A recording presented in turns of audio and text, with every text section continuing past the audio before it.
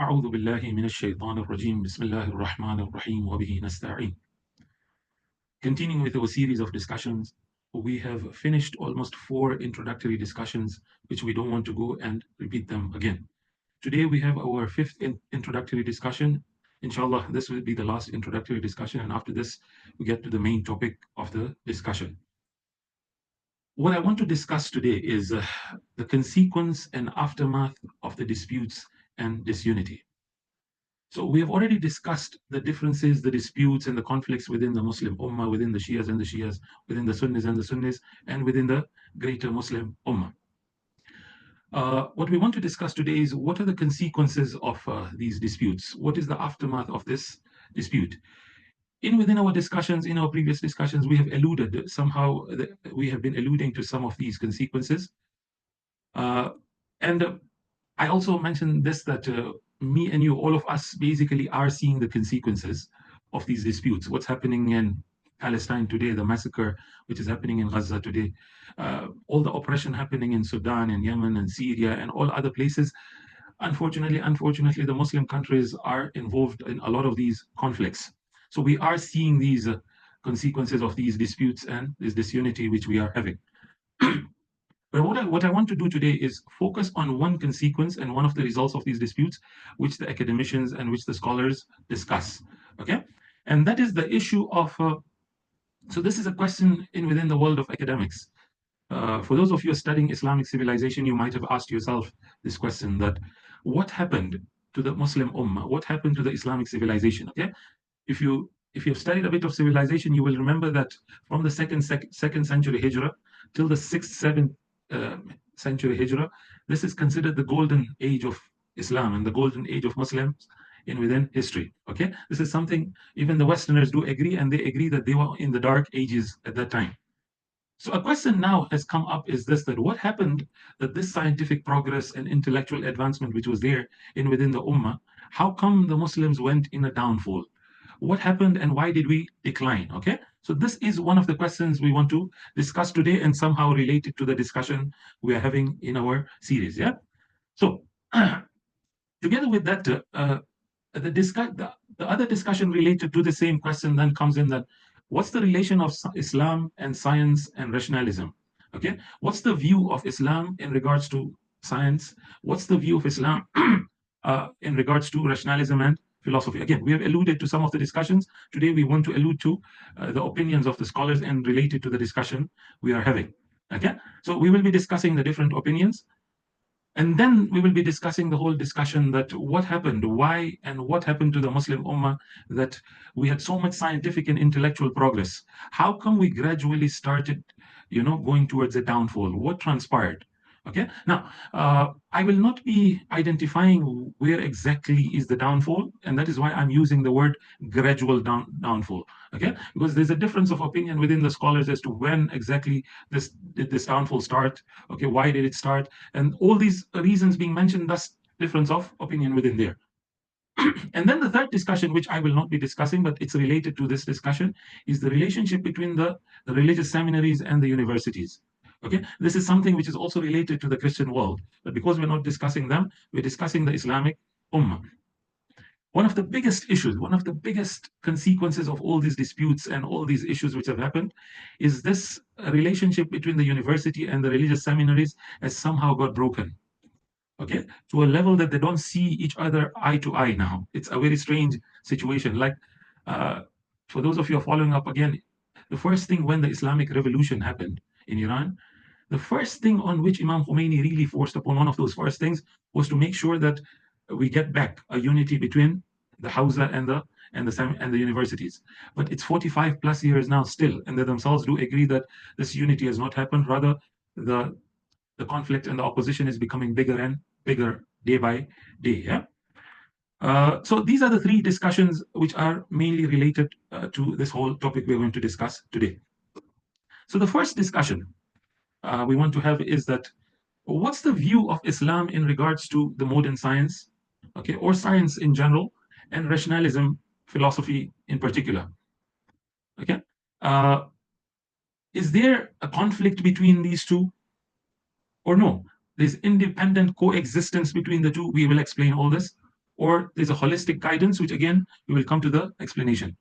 Now, together with this, if you connect to this discussion, there's another discussion which the scholars have, is this, that what the comprehensiveness of Islam and Quran.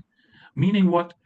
The issue which you might have asked yourself, and you might be seeing it in your communities, is this issue that some scholars do consider that Islam encompasses everything. Okay, so this is a question. Does Islam encompass everything? Does it teach science also? Does it teach economics? Does it teach biology? Does it teach chemistry? And all these scientific subjects? Or no, Islam doesn't teach all these subjects. Okay, Islam has come for spirituality and has come to help us to attain salvation and the hereafter only.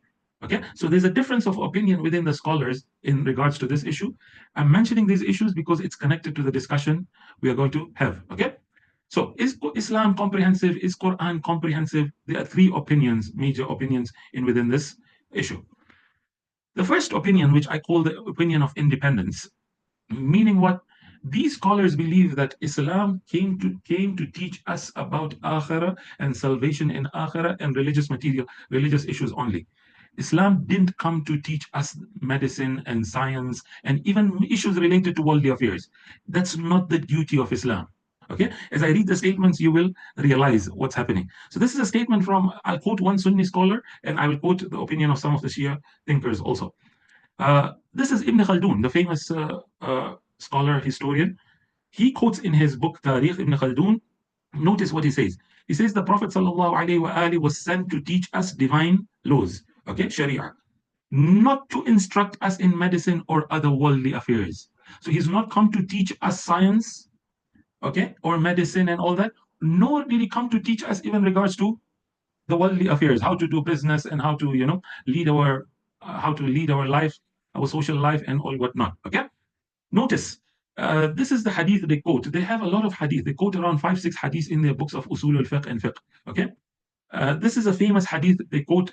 So within the Sunni fiqh, you will see this, that they quote several of these examples that the Sahaba would come to the Prophet ﷺ and ask him, okay, when the Prophet would say something, so they would ask the Prophet that, is this your personal opinion or is this wahy and revelation? If it was revelation, then they would say, okay, we submit and we have no say in it. But if the Prophet used to say that it's my personal opinion, then the Sahaba would say, okay, we are also giving our own opinion also. Okay, so they give examples, but one of the famous examples which is quoted in their hadith books, in their fiqh books, and in usul al-fiqh books is this example. When the Prophet came in Medina, he told some of the people in Medina, so they were going to farm, they were pollinating. So the Prophet told them that don't farm like this, farm like that, put your plants like this and crops like this, and don't do it like this. After a while, somehow the crops got spoiled. So the result was not good, okay? And the crops got spoiled. So they come back to the Prophet ﷺ and ask him that you told us to do this way, and we did it the same way, but the result was not good. So then the Prophet turns back to them, and this is a famous statement. You will see this being quoted a lot in their books. The Prophet says that, Antum a'lamu bi umuri dunyakum. O my companions, you are more aware than me in issues related to your dunya and your worldly affairs. I know better issues related to your deen and religion. In some riwayats, it's related to akhirah also. So notice, the Prophet is very clear in this hadith that you people know better than me in your worldly affairs than myself. I know better than you in issues related to akhirah and your religion. So Ibn Khaldun then concludes, then he says that therefore, medical treatments mentioned in authentic hadith should not be understood as being a religious legislation, for there's no evidence for that. Okay, all this was advice and recommendation the Holy Prophet was giving to the Ummah. This is not tashri', this is not legislation. Do you get me? Okay, this is one statement from a Sunni scholar. I was reading this article. So the article is quoted all these three opinions. He was quoting some of the Shia thinkers who have this opinion. So the likes of Mujtahid Shabistari and Abdul Karim Surush and all, they propose this opinion. Okay, the opinion is this. This is the Shia version, what they call the minimalist Islam. Okay, this is what these thinkers call it as minimalist Islam. What is this minimalist Islam? They say that the Quran and Islam the Quran is a book of guidance. It came for the sole purpose to guide us to akhirah and salvation in akhirah and in the hereafter. It's not related to the issues related in this world. I hope you're getting the distinction, yeah? Okay, so it has no concern for worldly affairs, and thus it only focuses on individual laws and not on social laws. So the individual laws, yes, Allah comes and the Prophet comes and tells us that this is what you need to do so that you become successful in the hereafter. But they will not tell us of how to run politics and how to, conduct our social life. This is not the duty and role of Islam and the Quran. Okay, and thus they say that religious beliefs never contribute to worldly progress. You get me? Okay, this is one opinion. The second opinion is the opinion of conflict. Okay, so the first opinion was that Quran and Islam has only come for hereafter. This opinion is the opposite. They say Islam has come for everything. Okay, so you want science, you want economics, you want ta'aleem or tarbiyah, whatever you want to have an education system. Everything is there within Islam. Now, we understand it or not, that's another issue. But the Holy Prophet and the Quran mentioned everything. Okay, this is the other opinion opposite to the first opinion. Now, this is an opinion shared by a lot of Akhbari scholars, and within the Sunnis also, the kind of the traditionalist scholars who share this opinion. So I'm sharing this article. This was written by Sheikh Rasul Jafarian, one of the great scholars. He's talking about the Safavid period. As you are aware that the Safavid period, this is where the Akhbari scholars started coming in Iran also. So he says that efforts were made to give medicine, astronomy, and other sciences a religious outlook. And you see, this is what was happening in the Safavid period with the Akhbaris, yeah? That what they wanted to do is all these sciences, okay, they wanted to give an Islamic outlook to it. They would use hadith to be able to explain all these sciences. So he says, Allama Majlis's Biharul Anwar is a conclusion of this specific attitude. Okay, so according to Sheikh Rasul Jafarian, he's saying that Biharul Anwar was written with this intention that we should be able to cover all the sciences. Now, this was the belief of also the religious authorities. Now, you notice whenever the belief of religious authorities it comes in, then if you oppose, what happens? You are deviated. Once you are deviated, you are to be confronted. Okay, so you have turned away from Siratul Mustaqim, and those who follow this understanding, they are on the Siratul Mustaqim. That's exactly what Sheikh Rasul Jafarian is saying. Anything that opposed this outlook was considered to be an opposition to religion and needed to be confronted. Now, I hope you're understanding why am I bringing all these discussions, so that you come and understand when I conclude my discussion, I will come and say these disputes is what has made us stay behind. Okay, and the downfall and the decline of intellectualism and scientific progress within the Islamic Ummah is because of some of these opinions and the disputes which were happening within the different strands. So notice, anything that took on this connotation was considered a deviation. You get me? And thus, it was not following Siratul Mustaqim.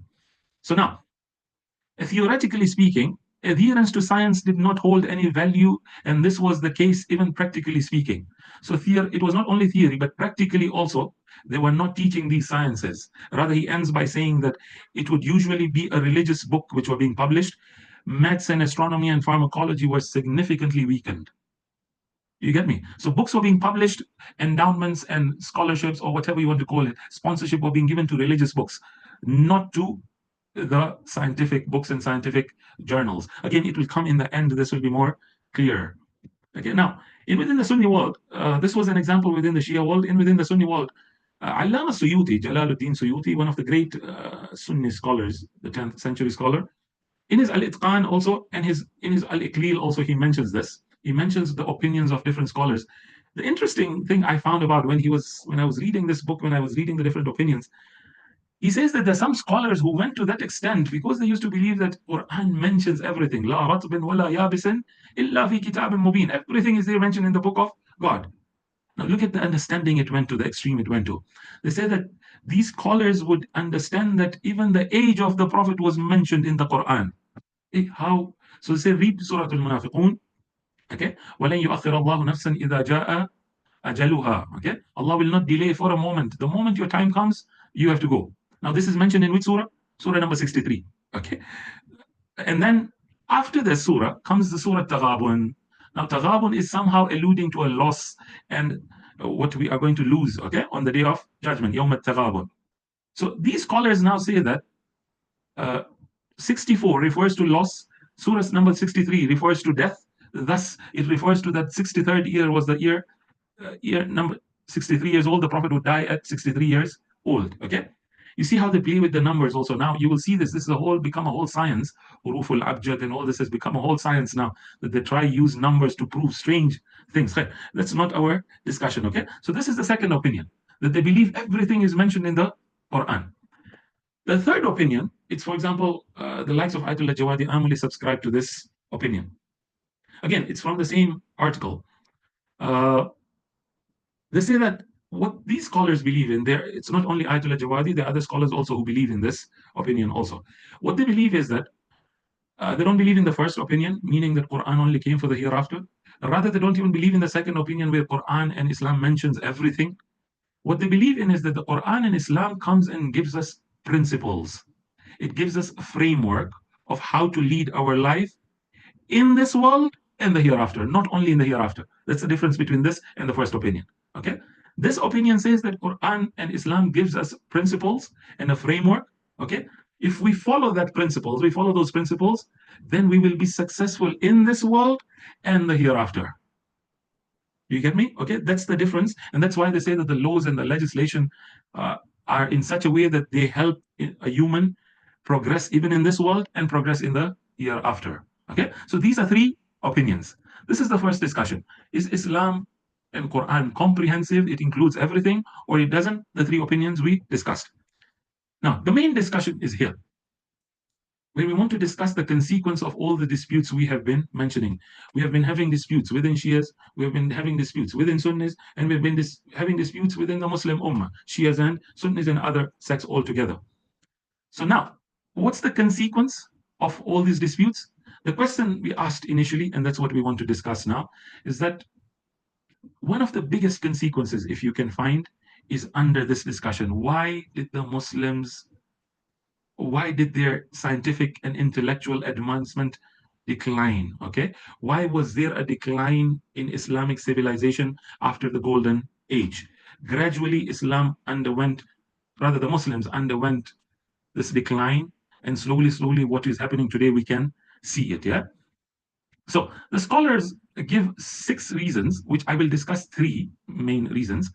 So there's a beautiful book by a person named Muzaffar Iqbal. He has written on science and Islam. He's written extensively on this topic. I will not be going into his own opinion. Again, it will take a lot of time for me to explain all what he means. But it's a beautiful read. If you get, those of you interested in Islamic civilization, it's a beautiful read. Though I don't agree with his conclusions altogether, but it's a beautiful read what he's proposing and what he has written. So he, on page 125, he says that this is a question academics are now discussing. And he says it's a much harder to answer. That means the scholars themselves are still confused as to, can we pinpoint to one reason what made the Muslims fall? Or scholars give different answers. So he discusses all these 6 reasons. Reason number 1, opposition by most Islamic orthodoxy. Now, this is something we'll discuss in the end. The second reason he gives, that why Muslims went in downfall, this is something which the Western academicians are proposing, that the book written by Abu Hamid al-Ghazali. Okay, Imam al-Ghazali is one of the very influential figures and influential scholars within the Sunni world. Now, he was a philosopher initially, and then abandoned philosophy very badly, to the extent that he had stern opposition towards philosophy. So he writes a book called Tahafatul Falasifa, okay, the problems and all the issues with philosophy. That has become kind of a Bible for those people who want to oppose philosophy. Okay, why? Because it was written by the likes of Al-Ghazali. Al-Ghazali himself was a philosopher, and then somehow turned towards mysticism, and also had issues with even Kalam and theology, as we mentioned earlier. So this was the second reason. The third reason some scholars give is, and this is a common reason shared by a lot of Muslim scholars, which we'll discuss as we go through, the issue of the Mongol invasion of Baghdad in the 13th century Common Era. The fourth and fifth reason is the lack of institutional support and disappearance of patrons, something which we're seeing in the West today. Because of these pro-Palestine protests, now the Trump administration wants to cut off funding. Now, when you cut off funding with the universities cannot succeed, they cannot go further. And that is why some of the universities have given into what Trump wants from them. Okay, this is exactly one of the reasons scholars are mentioning, that it was the cutting of the funding, as we saw even in the Safavid period, that some of the funding was directed towards religious books and not towards these scientific books. A sixth reason, which again we will discuss, some of the, I would say, those people who have an anti-Islamic understanding, those who have a negative outlook towards Islam, they are those who are proposing this understanding, that they say Islam inherently doesn't conform with progress and doesn't conform with scientific advancement. Okay, so these are 6 reasons Muzaffar Iqbal mentions. We are going to discuss 3. Okay, I'm combining all these 6 into 3. So the first opinion we want to discuss is the 6th opinion which we mentioned, which we say that Islam is anti-advancement, anti-progress. Okay, inherently Islam doesn't want progress. Okay, so Muzaffar Iqbal mentions the likes of Goldziher and Renan and all these other scholars and writers he has mentioned, those who propose this opinion. But I'm going to quote this book. This book really made a lot of noise within the academic world when it was published. Why Am I Not a Muslim? It follows the pattern of Bernard Russell's book, Why Am I Not a Christian? Yeah. So you can see from the title, it's a very anti-Islamic book with a very negative outlook towards Islam. So on page 1, that's how he starts basically. What he does is, the theory of the book is this. He says that he divides Islam into 3. Islam 1, Islam 2, and Islam 3. Islam 1, he says, is the teachings of Quran and the Prophet sallallahu alaihi wasallam. Islam 2 is the understanding of the Muslim scholars of the Quran, of Islam 1, and Islam 3, according to him, is the actions of the Muslims. Okay, how Muslims acted, Muslim civilization, that's Islam 3. Now, the theory he's presenting is this. He's saying this, that if Islam 3, that means the Muslims, if they would have followed Islam 1 and Islam 2, then Islam would have never progressed, and we would have never had an Islamic civilization. The reason we have Islamic civilization is because the Muslims opposed Islam 1 and Islam 2, and that is why we have Islam 3 and the civilization of the Muslims. Okay, and then he gives examples. So he says Islamic philosophy, Islamic science, Islamic literature, Islamic art, this all progressed because the Muslims cut off from Islam 1 and 2. Now, on page 1, he starts giving examples. So example 1 he gives is the issue of poets related to art again. He says Islam is against poetry. Now, I don't want to go into this example. The other example he gives is the example of painting and art. Okay, so sculpture making and painting and related issues to art.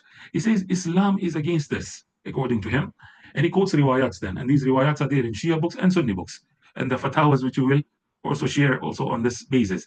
So the hadith, for example, would say that the makers of the figures are the worst of the people, or they're doomed to hell. Okay, such kind of riwayats we have in our books, Shias and Sunnis. He says if the Muslims would have followed these kind of riwayats, then the Muslim civilization would have not progressed. But we have progress. Why? Because they opposed it.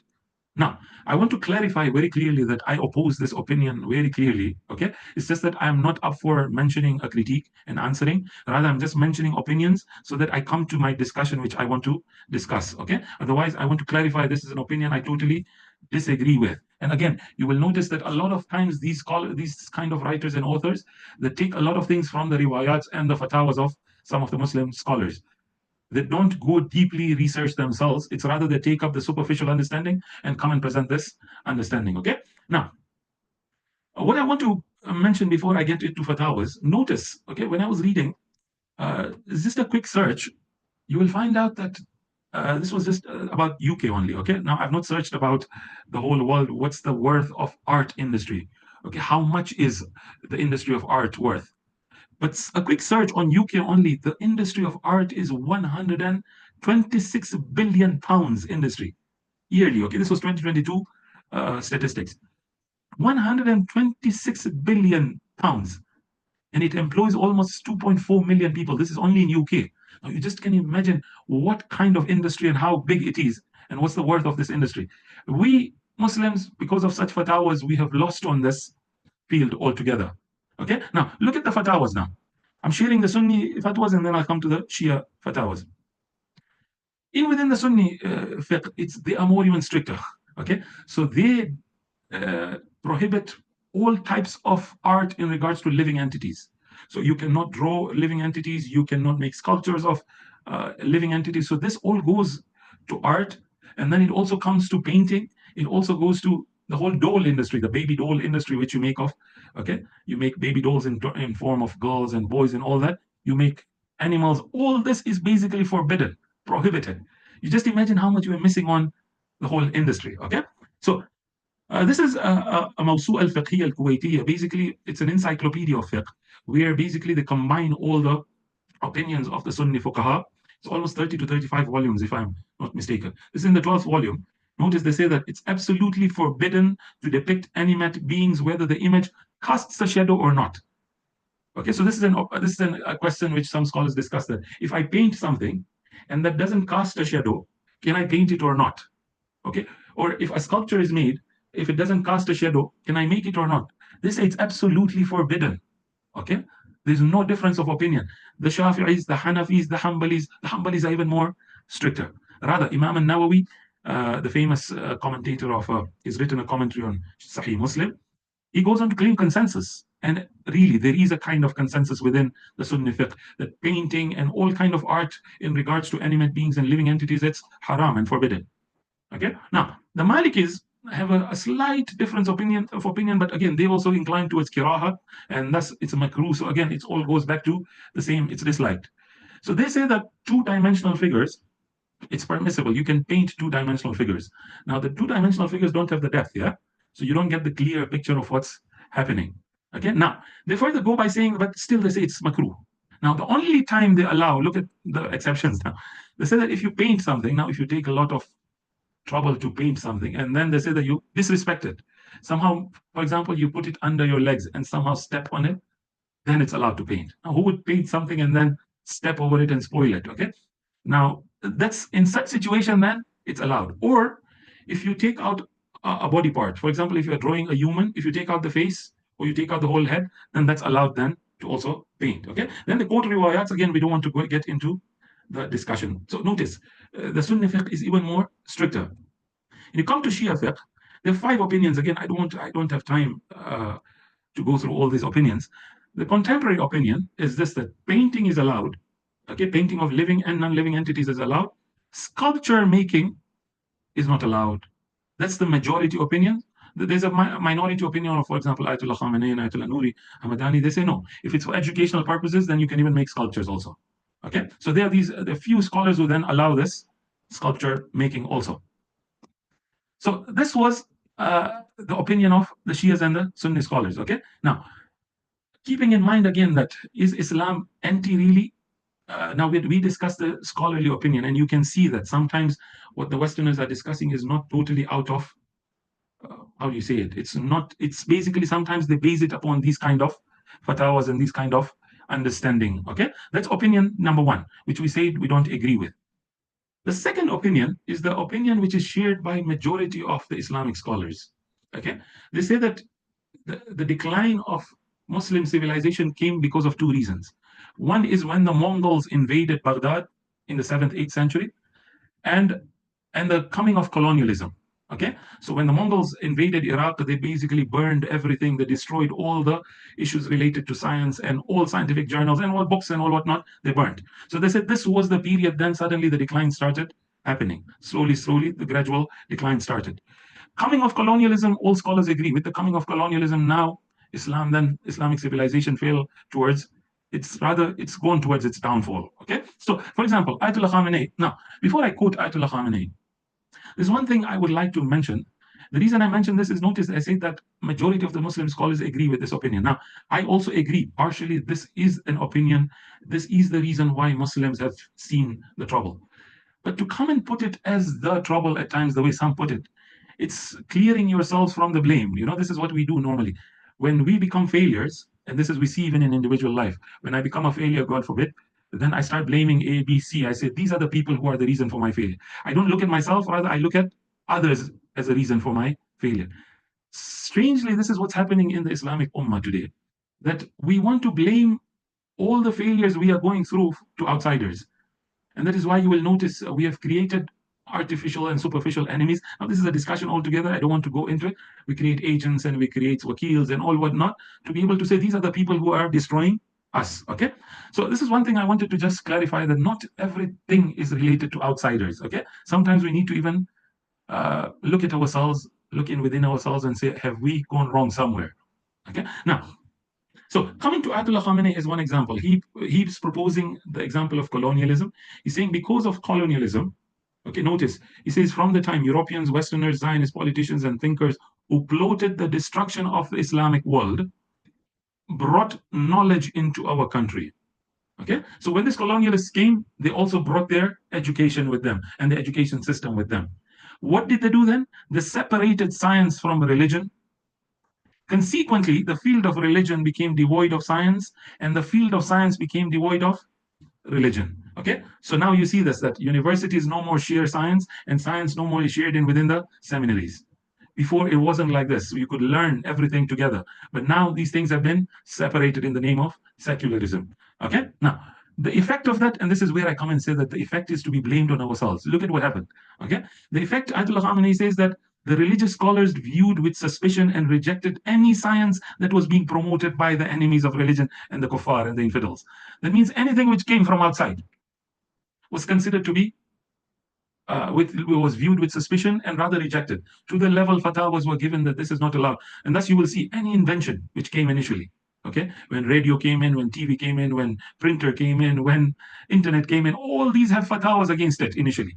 And then gradually then Muslims realize that, oh, it's a good tool also to use. And then the fatwas change with time, okay? Now, the suspicion went to this level. Now look at this example Ayatollah Khamenei is giving.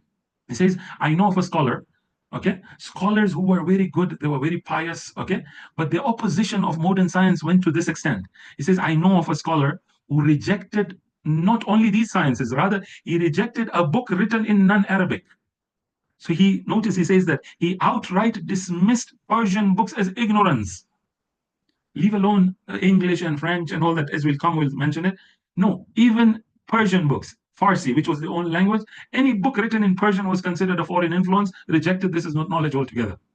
Okay, this is where it went to, the opposition. Okay, so Muzaffar Iqbal also mentions, again, my time is running off. I'll come to the third opinion. Okay, so the second opinion, they say that the Mongol invasions and what the colonialists brought was, which made Muslims and their Islamic civilization decline. The third view is a view being proposed by some of the academicians recently. This was being proposed before also, but there was no empirical evidence for it. But now scholars are sitting down. So for example, this author by the name of Eric Cheney has an article of around 40 pages where he discusses the religion, rise and fall of Islamic sciences. So on page 7 now, so page 3 onwards, he discusses this. He comes up with a hypothesis. He comes up with this theory which calls the revival hypothesis. Okay, revival of Islamic scholarship. He says the revival hypothesis, which argues that a religious movement in the 11th century, okay, closer to where the Mongols have invaded and where Abu Hamid al-Ghazali wrote his book against philosophy. He says this is the time, according to him, it's the time where increased political power of religious leaders. So religious leaders started getting more power, and that's something which we have been discussing. You will see one sect going with the Khalifa, and they get more power and they got more strength. Even within the Safavids, we mentioned the same also. Then they start putting up their laws also. Okay, so the political strength of the religious leaders and the spread of religious institutions like madrasas. What happened? These changes reduce incentives for scientific research by making religious studies more economically and socially rewarding. So the proof we saw in the Safavid period, that the money and the finance was going further towards religious books and religious research, not scientific research. That's the exact point he is trying to make also. Now, the point, this whole discussion was for this point here, okay? That all these disputes, all these conflicts within the different sects of Muslims, within Shias and Shias, within Sunnis and Sunnis, within Shias and Sunnis, resulted into this. Notice, he says, the revival marked the final triumph, victory of traditionalist religious leaders. And this is how we are called the muhaddithin now. Okay, those who have been discussing in their battle against rationalism and philosophy. Okay, all those who proposed a rationalist kind of understanding got sidelined, slowly got sidelined, and then somehow the traditionalist understanding took over. Okay, and in this period, according to Eric Cheney, he says that madrasas replaced institutions focused on scientific research. Okay, so now the beauty of this research is here. The others have presented statements without empirical evidence. What Eric Cheney did was, now it's not a complete research, but it gives you a picture. He went to Harvard, look at all the books in Harvard related to Islamic civilization. He went to Turkey. He even went in one of the biggest universities there also. He checked all the books there also, and then he comes up with this theory now. So it's basically he's giving us empirical data, okay, and he presents it here. He presents this table of how He says that before 11th century, this many books were being written in science. After 11th century, there's a gradual decline of writing in scientific subjects. Okay, for those, you can refer to this article of his. Now, this is not him alone. Some Shia scholars also, who are thinkers, really, who have sat down and thought about it. And really, if somebody sits down and think over this, you would come to this conclusion that when diversity was allowed, when cooperation was there, we succeeded. When cooperation was not there, when these conflicts increased and diversity was not allowed, this civilization started declining. So this is Dr. Sheikh Abdullah. He has a small write-up. It's a question asked to him that it's all regarding the disparagement of scholars. Yeah. So anybody who we don't agree with, we start disparaging, we start speaking ill of. So in that write-up now, he mentions this. He says that let us reflect over history and consider why the Buyid Shia empire was considered the golden age of Islamic intellectualism. As I mentioned, the second till the 5th, 6th, 7th century was considered the golden age. In between here, for 1 century, I guess 3rd to 4th century, come the Buyids, okay, the Ali Buya. They were so open that they left the Abbasid to be the Khalifa, a Sunni to be a Khalifa. They were apparently Zaydis. Research tells us that there were Zaydi Shias. Some have said there were 12 Shias, but apparently research tells us there were Zaydi Shias. Now, you notice they have a Sunni Khalifa on top. Okay, the government is run by Zaydis, and then you have 12 Imamiyya scholars like the likes of Sheikh Mufid and all, Sayyid Murtada, having position in such governments. Okay, they have official positions in these governments. Okay, this is how much diversity was there. Anybody who studies this Buyid period will come and understand the diversity which was there. So notice this, Sheikh Abdullah says this only happened after it opened its gates for scholars, the linguists, okay, literarians, okay, sorry for the mispronunciation, the poets, philosophers, theologians, jurists, traditionists, scientists, mathematicians to debate and express all that they desire. Once you have the freedom to discuss issues, that's when you see the growth. When you suppress this, then you see the decline. So exactly he's trying to say that. Now notice he says that even most harshly critical scholars of Islamic history have interpreted this period as the age of humanism in Muslim history, okay? This golden age. Why? Because of diversity. And this is the point I was trying to make.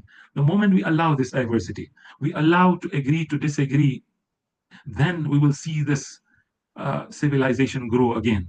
But if we start imposing our ideas, and this is what happens then. The Umayyads and the Seljuk empires are taken as a classic symbols of suppression and intimidation of sex scholars, jurists, and philosophers.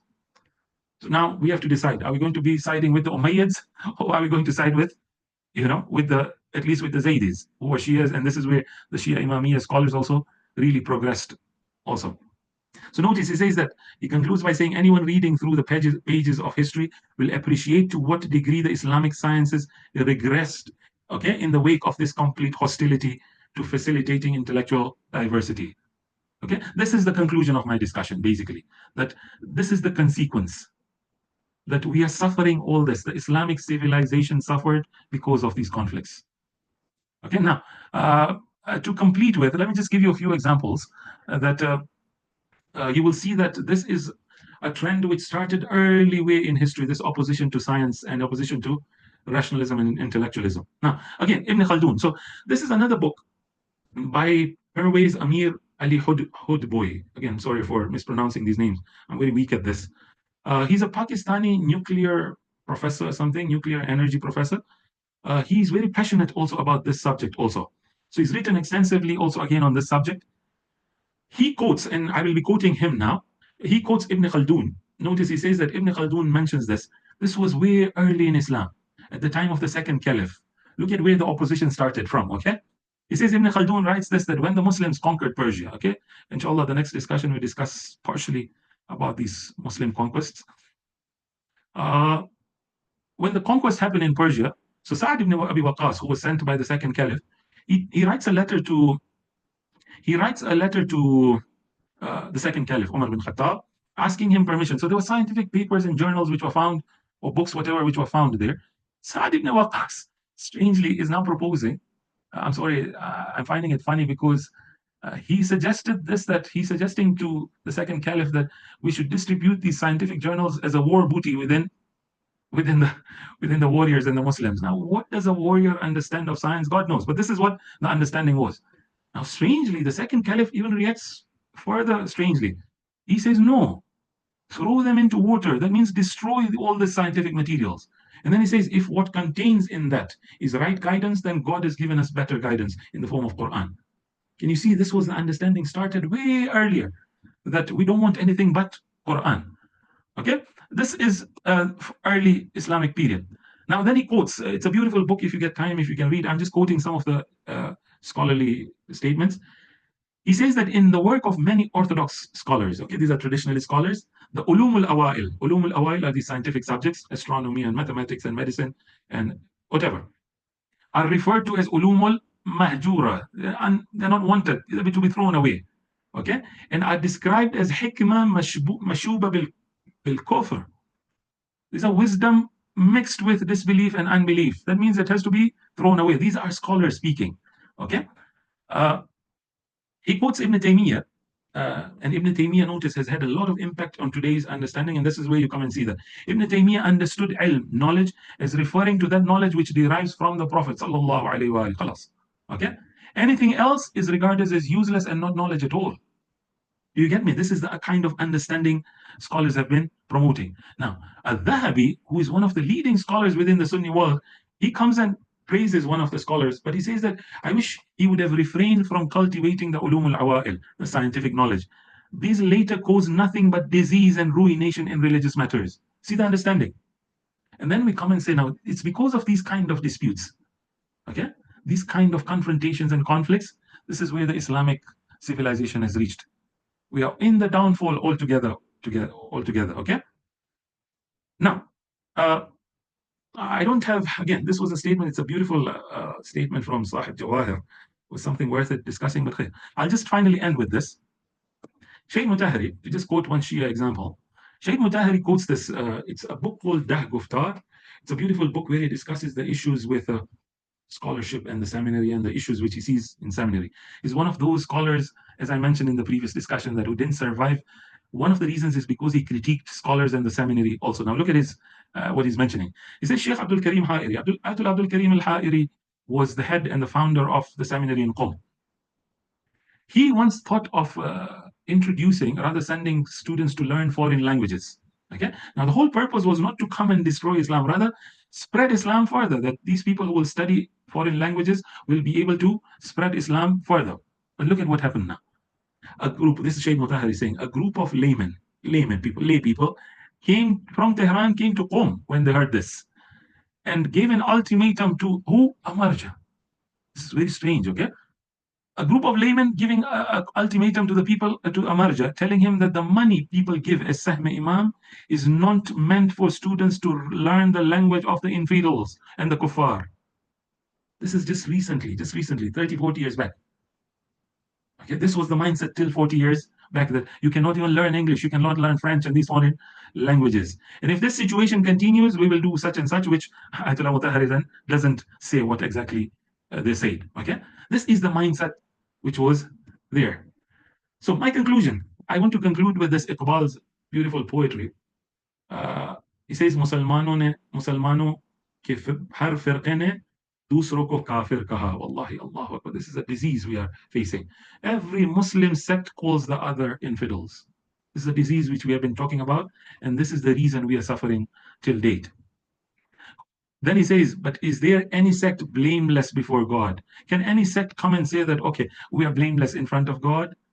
He says, what will this ummah say on the day of judgment? Ye ummat hisab ke din kya jawab degi? Okay? What will they reply to Allah? And wallahi, sincerely, this is the conclusion I want to give, that sit down, bainaka wa bain Allah wa baini wa bain Allah, with me and my Lord. What will I answer Allah on the day of judgment? That I was the one. You told me unite the ummah, and I kept on disuniting the ummah. Okay? What will they reply? Allama Iqbal himself replies, he says that except that it splintered the ummah of Ahmad sallallahu alayhi wa alayhi. Okay? Let's pray to Allah. Okay, so the conclusion, we understood that the consequence I was trying to mention was this, that the reason for decline of Muslim civilization is because of the disputes we have been having. Now, because of all that, I have to go through all that discussion. My apologies for that. Let's pray to Allah to give us the tawfiq again. Allah give us strength to be able to help in whatever way the people of Gaza, those people who are being oppressed anywhere in this world, And Allah help them, Wallahi, what they're going through.